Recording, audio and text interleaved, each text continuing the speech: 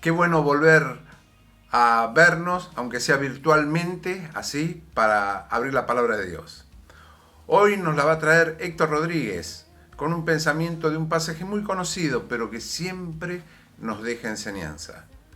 Y quería comentarles que hoy es 22 de julio, el sábado 25, vamos a estar en la iglesia de 14 a 16 horas, entregando bolsones con alimentos no perecederos para aquellas familias que lo necesiten. La palabra de Dios dice que pensemos primeramente en la necesidad de nuestros hermanos y después hacia los demás. Entonces pensamos en aquellos que son hermanos nuestros, que se congregan con nosotros o en otro lado, que estén por Palermo, que el sábado puedan pasar a buscar un bolsón de alimentos si tienen necesidad. También los hermanos que quieran ofrendar, ayudar para este tema, los esperamos el sábado para que en un sobre cerrado nos traigan su colaboración o pongan su fuerza de voluntad para ayudar a aquellos que están preparando todos estos bolsones de comida. La iglesia tiene la necesidad de llegar con el mensaje del Evangelio. Cada bolsón llevará un mensaje del Evangelio, pero también en forma práctica. Como decía Santiago, no podemos decirle vamos a orar y lo dejamos desnudo y con hambre. Así que la función nuestra es también hacer lo que la palabra de Dios dice. ¿Y saben qué dice Pablo en Colosenses? Dice, todo lo que hagáis, hacedlo de corazón como para el Señor, no para los hombres, sabiendo que del Señor recibiréis la recompensa de la herencia, porque a Cristo Jesús servís.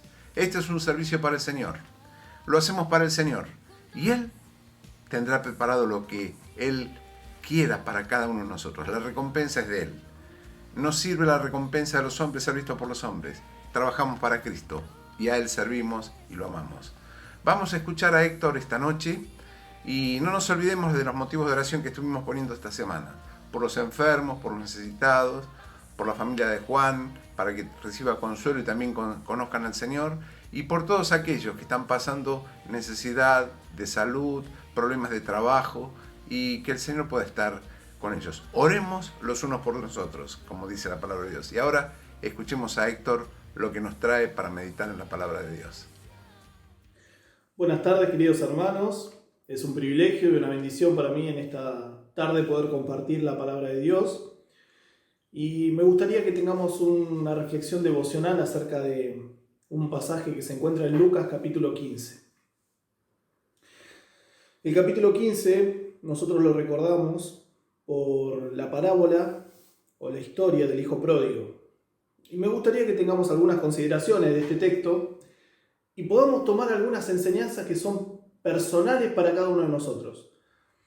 Entonces, cuando nosotros empezamos leyendo el capítulo 15, vamos a leer el versículo 1 al 3.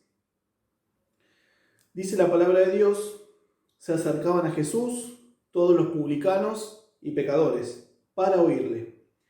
Y los fariseos y los escribas murmuraban diciendo, este a los pecadores recibe y come con ellos. Entonces, él les refirió esta parábola. Fíjense el contexto en donde el Señor nos sitúa. Primeramente, Él está haciendo la obra, viniendo a buscar y a salvar lo que se había perdido, que eran propiamente judíos. En este momento está hablando publicanos. ¿Quiénes eran los publicanos? Judíos que cobraban impuestos a judíos.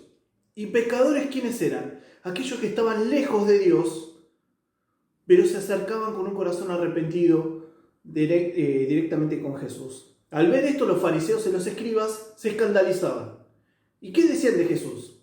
La verdad que este es igual que ellos, porque dime con quién andas y te diré quién eres. Un poco de esa era la situación en la que los fariseos y los escribas lo querían poner al Señor.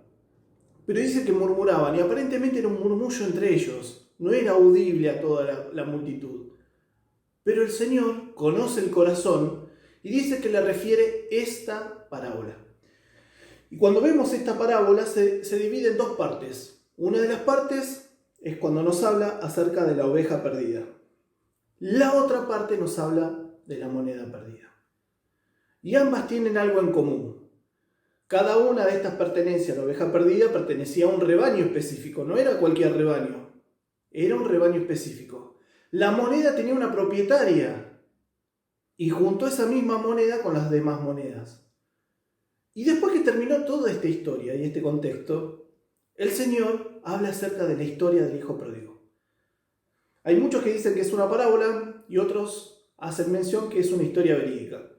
Independientemente de esta situación, nosotros vamos a tomar una enseñanza espiritual para nuestra vida de estas dos situaciones. Vamos a considerar al hijo que vive lejos de Dios, pero vuelve, y vamos a considerar al hijo que vive siempre en la casa del Padre, pero no experimentó una real comunión con el Padre.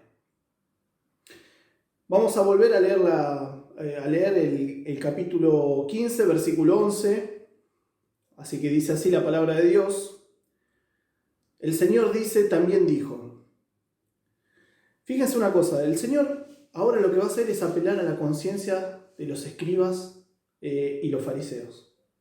¿Por qué? Porque Él les va a hablar acerca de dos situaciones que los identifica plenamente a ellos.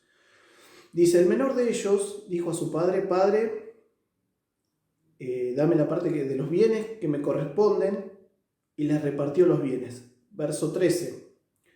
No muchos días después, juntándolo todo, el hijo menor se fue lejos a una provincia apartada y allí desperdició sus bienes viviendo perdidamente. Cuando todo lo hubo malgastado, vino una gran hambre en aquella provincia y comenzó a faltarle. Y fue y se arrimó a uno de los ciudadanos de aquella tierra, el cual envió a su hacienda para que apacentase cerdos. Y deseaba llenar su vientre de las algarrobas que comían de los cerdos, pero nadie le daba. Y volviendo en sí dijo, ¿cuántos jornaleros en casa de mi padre tienen abundancia de pan? Y yo aquí perezco de hambre. Me levantaré e iré a mi padre, y le diré, Padre, he pecado contra el cielo y contra ti, ya no soy digno de ser llamado tu hijo. Hazme como uno de tus jornaleros. Y levantándose vino a su padre, y cuando aún estaba lejos, lo vio su padre, y fue movido a misericordia y corrió. Y se echó sobre su cuello y le besó. Y el hijo le dijo, Padre, he pecado contra el cielo y contra ti, y ya no soy digno de ser llamado tu hijo.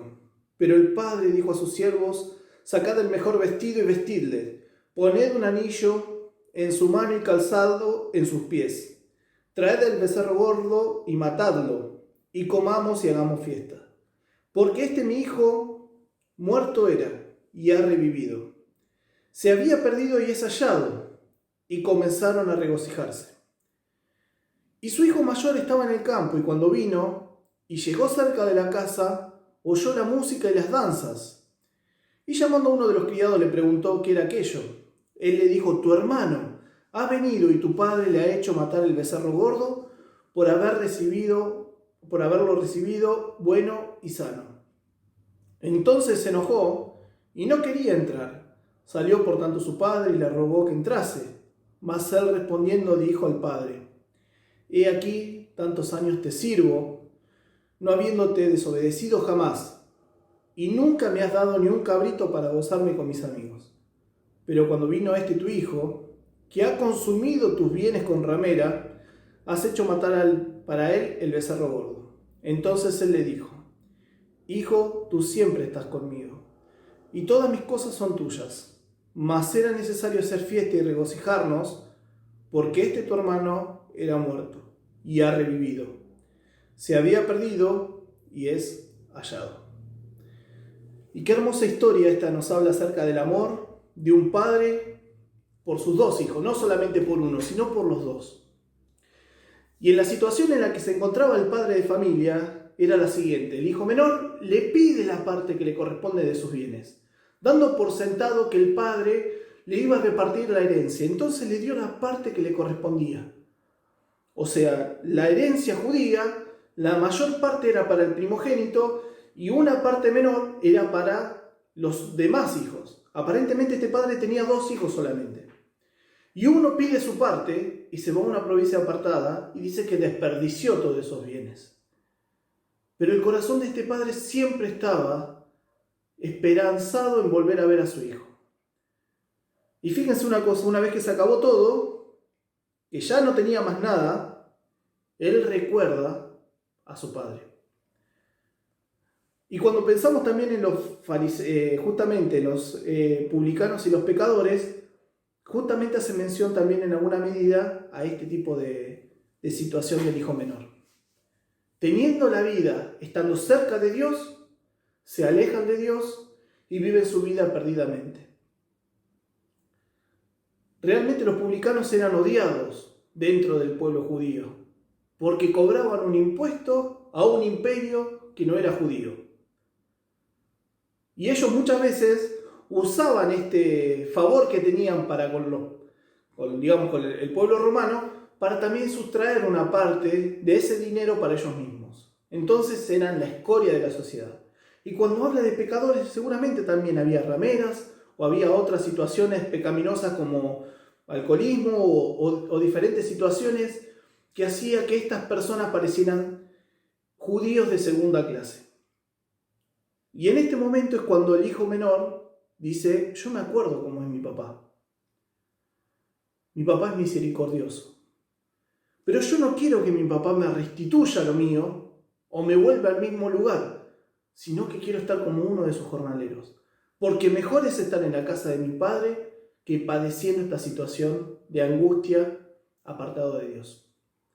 Saben que cuando pienso en esta historia, recuerdo un corito muy viejo que decía, muy lejos yo me fui y aún su voz oí, no encuentro un lugar donde escapar de Dios.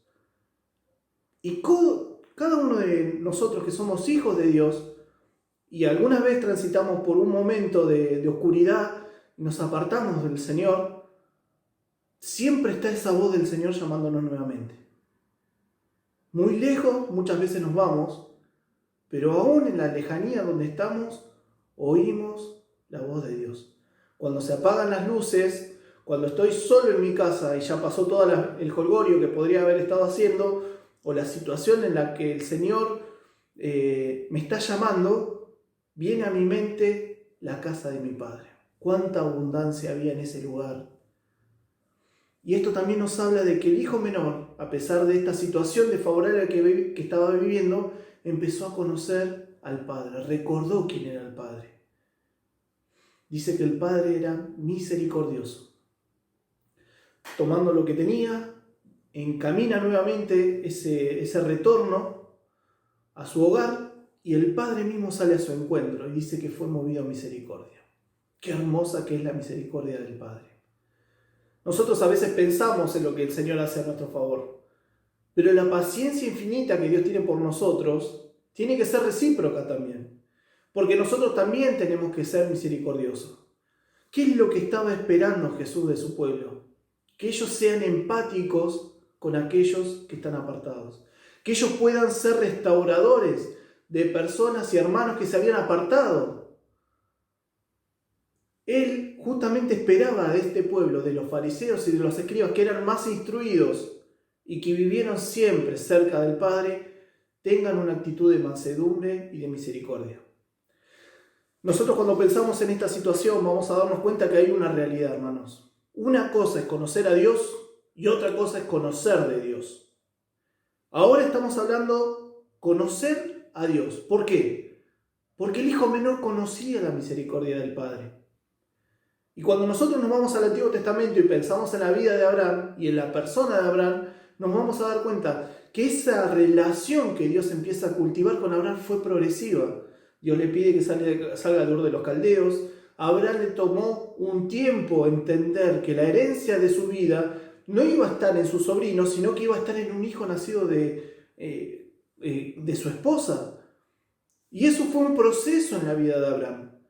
Y Abraham conocía a Dios a tal punto que sabía qué pasaba en Sodoma y Gomorra, pero se acordó de su sobrino y apeló a la misericordia de Dios. Cuando Dios le pide que sacrifique a Isaac, ¿Abraham acaso no sabía que iba a ser Dios? ¿No sabía quién era Dios? Abraham conocía a Dios, porque él había tenido una experiencia personal con Dios. Y eso es lo que nosotros tenemos que tener en este tiempo. Una experiencia personal con Dios que nos lleve a una relación íntima con Él. Conocer quién es Dios. Nosotros vemos en Hebreo que Abraham ofrece a Isaac el sacrificio sabiendo, pensando que Dios también tiene poder para levantarlo de los muertos. Y dice la Biblia que en sentido figurado lo vuelve a tomar de ese lugar. Y es una figura tremenda del amor que tiene Dios por la humanidad, entregando a su único hijo para salvarnos a nosotros. La sustitución justamente en la persona de Cristo de nuestros pecados. Esta relación es la que nosotros tenemos que cultivar, hermanos. No podemos conocer a Dios por la experiencia del fracaso del pecado, totalmente que no, o por nuestra carnalidad. Pero sí tenemos que empezar a conocer a Dios, conocer su justicia, conocer su amor y conocer las exigencias que Él tiene para con nosotros. Dios quiere lo mejor de sus hijos. Y si nosotros en alguna medida o en alguna oportunidad nos hemos apartado del Señor, hemos experimentado el amor tremendo que el Señor tiene por nosotros. Y la paciencia infinita que Él tiene y esa misericordia que se renueva continuamente. Pero si yo endurezco mi corazón, voy a vivir plenamente las consecuencias de mi pecado. Pero hay personas, como en este caso, que había publicanos y pecadores que se acercaban a Jesús, que buscaban volver a la casa del Padre. La iglesia tiene que ser un lugar de congregación, no un lugar para juzgar. Tiene que ser un lugar de restauración, de edificación y de crecimiento. Y nos tenemos que animar a vivir una vida con altura espiritual. Conocer a Dios es un camino que cada uno de nosotros tiene que emprender. Salir de nuestro Ur de los Caldeos para llegar a la tierra prometida que el Señor tiene para nosotros. Es empezar a vivir esas promesas que Él tiene para cada uno de nosotros. Y esa experiencia se va cultivando y se va realizando día a día con Él. Nosotros no pensemos que Abraham de un día para el otro fue el padre de la fe y el amigo de Dios. No.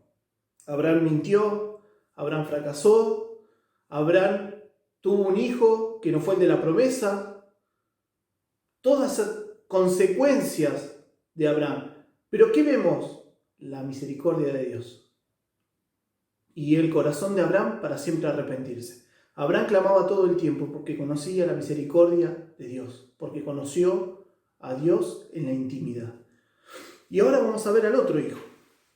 Este hijo que se encuentra totalmente frustrado cuando se entera de que el hijo menor que perdió todos sus bienes y que realmente volvió, dice que mató al becerro gordo del padre y le hizo un festín. Y acá me quiero detener unos minutos más, hermanos, antes de terminar. Nosotros cuando pensamos en esta historia tenemos que darnos cuenta que hay muchos hermanos que gracias al Señor nunca se apartan. Pero cuando ven a otro hermano que vuelve, no se gozan, sino que se entristecen o les genera raíces de amargura. ¿Qué le pasaba a los escribas y fariseos? Ellos decían, no pueden volver a ser restituidos a una comunión plena con Dios con la vida que llevaban. Mírame a mí. Jamás en la vida me aparté. Jamás en la vida cometí un pecado moral. Jamás en la vida engañé o estafé a nadie. Este es el estandarte tan alto que tengo. Mi vida es perfecta delante de los hombres y delante de Dios. ¿Se acuerdan, hermanos, la historia donde aparece el publicano y el fariseo? Ambos suben al monte a pedir el favor de Dios. Y el fariseo agarra y dice, mira, Señor, gracias, que no soy como este publicano, que es de terror. La verdad que es mejor perderlo que encontrarlo. Pero mira yo, todos los días de reposo los guardo, me comporto así, asá, enseño en la sinagoga, me paro en cada esquina, todos me reconocen, Señor. Así que, gracias, Señor, por ser como soy. Pero ¿qué le pasaba al publicano? Él decía, sé propicio a mi pecador. Sé propicio a mi pecador. ¿Y qué es lo que vio el Señor en el corazón? ¿Cuál fue el problema de Israel? Es que no pudo establecer plenamente esa comunión con el Padre, con Dios. Nunca pudieron experimentar plenamente lo que es estar cerca de Dios. Algunos sí lo lograron, otros no. Pero vamos a ver una decadencia espiritual en el pueblo de Israel. Y ahora en este momento nos encontramos con el hijo que nunca se apartó. Y en un momento le hace un reproche al padre, le dice, nunca te desobedecí, nunca me fui de tu casa y nunca me diste un corderito para que pueda compartir con mis amigos. Y el padre, ¿qué le dice? Hijo, todo esto es tuyo. Y acá es entre el conocer de Dios, no conocer a Dios. Es el conocimiento moral de lo que Dios pide. Es el conocimiento intelectual, doctrinal, llamémoslo teológico de Dios. Pero no es la experiencia que prima en el corazón. Una cosa es conocer la teoría y otra cosa es conocer la práctica. Este hijo, que realmente tenía una vida intachable delante de la sociedad y delante del padre, nunca entendió que todo lo que estaba en la casa del padre le pertenecía a él. Nunca llegó a conocer al padre en intimidad. Nunca llegó a tener esa relación que después pudo tener el hijo. Pero ¿saben quién experimentó una situación similar a la del hijo mayor? Job. Ustedes dicen, Job, ¿cómo puede ser Job? Job fue un hombre probado en un montón de situaciones adversas. Primeramente vemos que pierde su familia, pierde sus bienes, pierde todo lo que tenía y dice que guardó su integridad. Después dice que Satanás toca su carne y así todo dice que él mantuvo su integridad, a tal punto que su esposa le dice que maldiga a Dios y se muera. Pero él sigue manteniendo su integridad. Job conocía la moral de Dios, conocía las exigencias de Dios y conocía que Dios es un Dios santo. Y él tenía una vida santa, totalmente guardada a Dios. Pero al final del capítulo, al final del libro de Job, vamos a leer lo que está en el capítulo 42 de Job. El Señor se aparece delante de Job y hace una exhortación tremenda a la vida de él, haciéndole dar cuenta a Job que estaba equivocado en muchas de las cuestiones que él creía. Pero en el capítulo 42, en el verso 1, dice: respondió Job a Jehová y dijo: yo conozco que todo lo puedes, y que no hay pensamiento que se esconda de ti. ¿Quién es el que oscurece el consejo sin entendimiento? Por tanto, yo hablaba lo que no entendía, cosas demasiado maravillosas para mí, que yo no comprendía. Oye, te ruego y hablaré. Te preguntaré y tú me enseñarás. De oídas te había oído, mas ahora mis ojos te ven. Por tanto, me aborrezco y me arrepiento en polvo y ceniza. Tremendo pasaje, hermanos. ¿Qué hubiese pasado si esas personas que juzgaban a aquellos que querían volver a la casa del Padre hubiesen experimentado lo que experimentó Job? De oídas te había oído, mas ahora mis ojos te ven. Y qué bueno, hermanos, que es para cada uno de nosotros meditar en esto. Y tal vez alguno de ustedes jamás transitó por el camino del derrotero, jamás se apartó del Señor, y corona de justicia les espera seguramente. Pero tengan cuidado de no caer en esta situación que cayó el hijo mayor. Pero entender esto, hermanos, que la experiencia que vivió Job también es una experiencia que nosotros tenemos que vivir, porque a veces conocemos de Dios, pero no conocemos a Dios. Job conocía de Dios y vivía de acuerdo a lo que él conocía, pero cuando conoció a Dios, dice que su vida dio un vuelco de 180 grados. Nunca volvió a ser la misma persona. Dice que tuvo más bienes, que tuvo más cosas y que vivió muchísimos años más. Porque la bendición de Dios siempre enriquece y no añade tristeza con ella. Y no hablo de lo material, sino hablo de la paz que nos puede brindar el Señor. Cristo nos dice en su palabra que en la casa de su Padre muchas moradas hay y nos va a preparar un lugar para nosotros. Hermanos, nosotros tenemos que experimentar una comunión íntima y fuerte, primeramente entre los miembros. Y después, en consecuencia, tiene que ser con el Señor también. Dios mira nuestro corazón. Y una cosa es conocer a Dios y otra es conocer de Dios. Quiera Dios que nosotros podamos experimentar lo que vivieron estos grandes hombres de Dios. Tanto Job como Abraham llegaron a conocer a Dios. Conocer lo que Dios está pidiendo y está esperando de cada uno de nosotros. Quiera el Señor que realmente podamos tomar esta enseñanza espiritual y nosotros guardemos en nuestro corazón estos conceptos que son tan importantes. ¿Cómo cultivar una relación con Dios realmente, hermanos? Lo sabemos todo, pero lo vamos a volver a repetir. Leamos la Biblia diariamente. Busquemos al Señor en oración, llevándole nuestras cargas y las de nuestros hermanos, y buscando continuamente la comunión unos con otros. Que el Señor realmente nos bendiga ricamente y nos dé mucha luz para poder transitar este camino. Amén. Gracias, Héctor, por el pensamiento que has traído del hijo pródigo y su hermano. Para los que les gusta el arte, hay un cuadro de Rembrandt que uno tiene que mirarlo despacio, con tiempo, que habla de la vuelta del hijo pródigo. Y en ese cuadro, si usted lo mira de golpe, va a ver al hijo pródigo y a su padre. Pero cuando empieza a mirarlo, empieza a ver a otros personajes que están dentro del cuadro, entre ellos el hijo mayor, que se estaba perdiendo la fiesta. Qué bueno pensar en que cuántas veces por nuestra propia necesidad, por nuestro propio orgullo, nos perdemos la fiesta que quiere que el Señor estemos. El Señor quiere que estemos. Bueno, que esta enseñanza pueda servirnos a cada uno de nosotros. Les quiero dar otra noticia. Vamos a tratar de hacer la cena el primer domingo de agosto por Zoom o Skype. Les vamos a ir mandando por WhatsApp las direcciones, las contraseñas, cómo hay que entrar, pero ustedes vayan poniéndose a tono, porque vamos a hacer una cena en conjunto, donde todos nos vamos a poder ver, donde todos vamos a poder saludarnos y hablar entre nosotros. Así que es la koinonía, la comunión entre los hermanos, lo que vamos a tratar de hacer a partir del primer domingo de agosto a las 10 de la mañana. Así que vayamos poniéndonos tecnológicamente al día para poder vernos todos juntos en ese domingo. Que el Señor nos bendiga.